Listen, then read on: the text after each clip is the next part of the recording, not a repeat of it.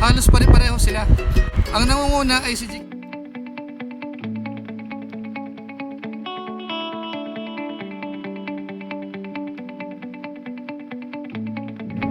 Muli, welcome to my YouTube channel.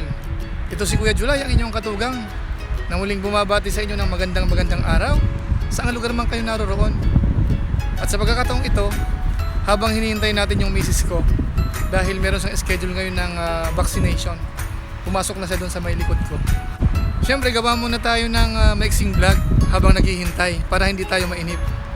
At ang pinaka main subject natin sa ngayon ay siyempre patungkol pa rin doon sa mga sikat na YouTuber na kung saan ay nirequest ng ilan sa mga viewers natin. At siyempre, gaya ng dati, kailangan pagbigyan natin sila. At alam nyo ba kung sino-sino ang nirequest ng ating mga viewers? Siyempre, yung mga hinahangaan nating YouTubers na magaganda ang content. Actually, gustong-gusto ko yung content nila.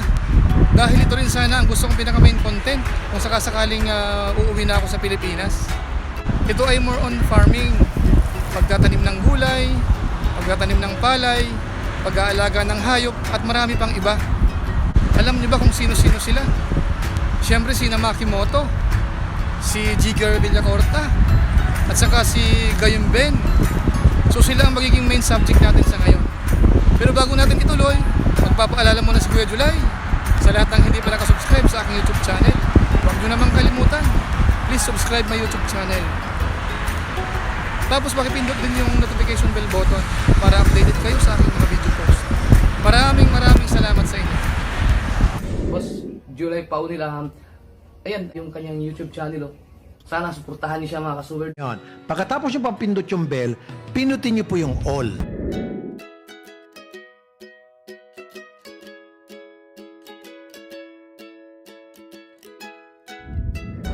Ngayon, tuloy na tayo. Pero siyempre meron lang disclaimer si Kuya July. Si Kuya July ay hindi naman expert. Pinag-aaralan lang natin yung statistics based sa Social Blade. Tapos ginagamitan natin ng konting analysis. Tapos isa pa, ito ay estimated lamang. Hindi ito accurate 100%. Kaya doon sa mga nagko-comment, huwag kayong mag-alala. Kasi estimated lang naman ito. Actually sa tingin ko, yung ilang mga sikat na YouTubers na napi-feature natin, mukhang wala namang problema. Gaya halimbawa ni Japper Sniper, mukhang wala namang problema sa kanya. Kasi minsan nga, nagbibigay pa siya ng additional information sa atin para lalong maging accurate yung mga ginagawa natin. Tapos ganun din si Bal Santos Matubang. Nung minsan na naging subject din natin, nag-comment din siya. Pero mukhang okay lang naman. Ngayon doon sa ibang mga sikat na YouTuber na okay lang sa kanila, maraming salamat sa inyo. Pero doon naman sa mga YouTuber na gusto nila maging confidential, pasensya na kayo. Bagamat yung data na to ay available naman sa public, kahit sino ay pwedeng tumingin. Puntahan nyo lang yung Social Blade, malalaman nyo na yung lahat ng data na nandoon. Kaya ngayon tuloy na tayo. Umpisahan natin si Gayum Ben. Mula kay RGB, Kuya July, baka naman pwedeng maisingit si Gayum Ben. Salamat, God bless. Tapos mula rin kay Ronald Vlog, sabi niya, Gayum Ben Ben, idol. Tapos mula rin kay Elisa Gomez, Sir July, pasilip po ang Gayum Ben. Ang bilis lumago ng channel niya ngayon. Madalang mag-upload pero ang ganda ng videos niya. Ngayon ang kanyang YouTube channel ay ginawa noong June 6, 2019. Sa ngayon meron na siyang 182,000 subscribers.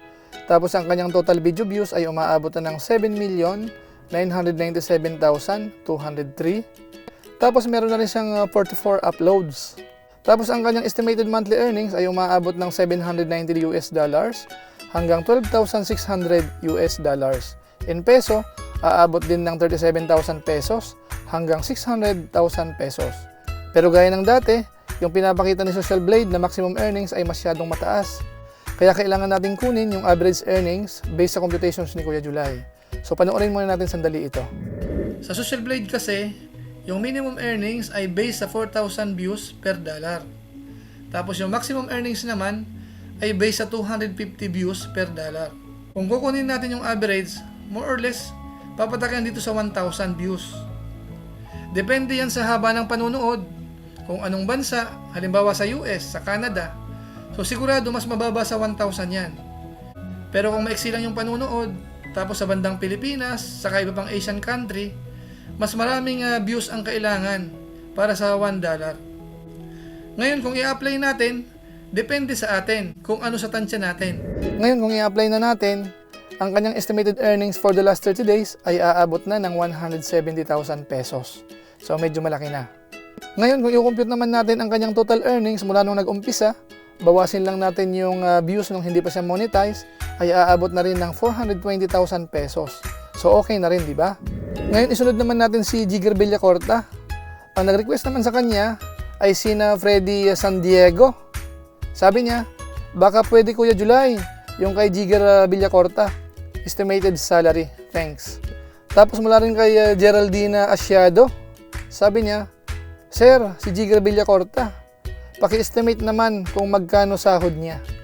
Ang YouTube channel ni Jigger Villacorta ay ginawa noong February 18, 2014. Sa ngayon, meron na siyang 167,000 na subscribers. Tapos ang kanyang total video views ay umaabot na ng 29,648,493. Tapos meron na rin siyang 369 na uploads. Tapos ang kanyang estimated monthly earnings ay aabot na ng $815 hanggang $13,000.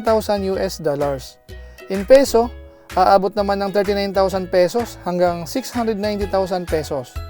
Pero ang kanyang average earnings for the last 30 days ay aabot naman ng 173,000 pesos. Tapos ang kanyang total earnings mula nung nag-umpisa ay aabot naman ng 1.57 million pesos. So malaki na rin. Ngayon isunod natin si Makimoto. Ang nag-request naman sa kanya ay si Hungry Heart. Sabi niya, Boss July, pa-update Makimoto. Tapos ganun din si Marisa Macadier. Sabi niya, sali po ninyo si Makimoto at Sogo Trading. Siguro si Makimoto na lang muna. Ang YouTube channel ni Makimoto ay ginawa noong May 27, 2019. Sa ngayon, meron na siyang 234,000 subscribers. Tapos ang kanyang total video views ay umaabot na ng 55,174,133 views. Tapos meron na rin siyang 600 uploads.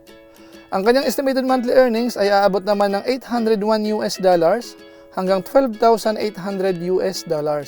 In peso, aabot naman ng 38,000 pesos hanggang 614,000 pesos. Tapos ang kanyang average earnings for the last 30 days ay aabot naman ng 171,000 pesos. Tapos ang kanyang total earnings mula nung nag-umpisa ay aabot naman ng 2.89 million pesos more or less. So malaki na rin, di ba? Ngayon, ito na yung summary. Pagdating sa bilang ng subscribers, si Makimoto ay meron ng 234,000. Si Jigger Villacorta ay meron ng 168,000. Tapos si Gayon Ben, meron namang 182,000 subscribers. Pagdating naman sa mga subscribers na nadadagdag buwan-buwan, ang pinakamalaki naman ay si Gayon Ben, umaabot ng 57,000. Samantalang si Jigger Villacorta naman ay umaabot ng 10,000 subscribers. Tapos ang pangatlo, si Makimoto, meron namang 4,000 subscribers buwan-buwan. So medyo mababa si Makimoto. Pero pagdating naman sa total video views, ang may pinakamalaki ay si Makimoto dahil umaabot siya ng mahigit 55 million views. Sinusundan naman ni Jigger Villacorta dahil mahigit naman 29 million na views. Samantalang si Gayon Ben naman ay umaabot lamang ng 8 million views. Pero pagdating naman sa monthly earnings for the last 30 days, hindi sila nagkakala yung tatlo. Halos pare-pareho sila. Ang nangunguna ay si Jigger Villacorta, merong 173,000 pesos. Sinusundan ni Makimoto, meron namang 171,000 pesos. Tapos sinusundan naman ni Gayon Ben, meron namang 170,000 pesos. Pagdating naman sa total earnings, ang pinakamalaki ay si Makimoto dahil umaabot ng 2.89 million pesos. Sinusundan naman ni Jigger Villacorta, meron namang 1.57 million pesos. Tapos ang pangatlo, si Gayon Ben, meron naman siyang 420,000 pesos.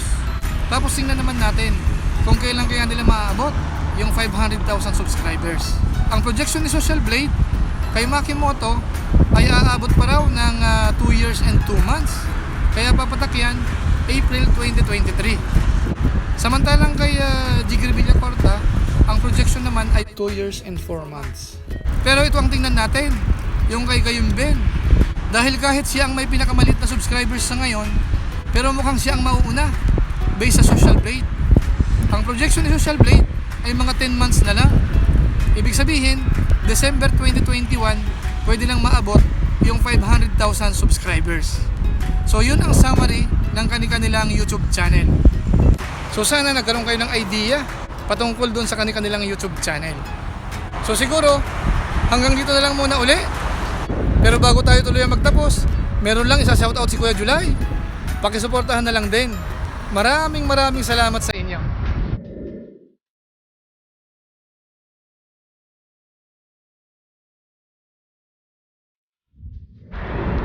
Muli, ito si Kuya July, ang inyong katugang. Napansamantala nagpapaalam muna. Kita-kita lang ulit tayo sa mga susunod ko pang vlog. Maraming salamat sa inyong walang sawang pagsubaybay sa aking YouTube channel. Pagpalain nawa kayo ng Diyos. Mabuhay tayong lahat. God bless. Bye-bye.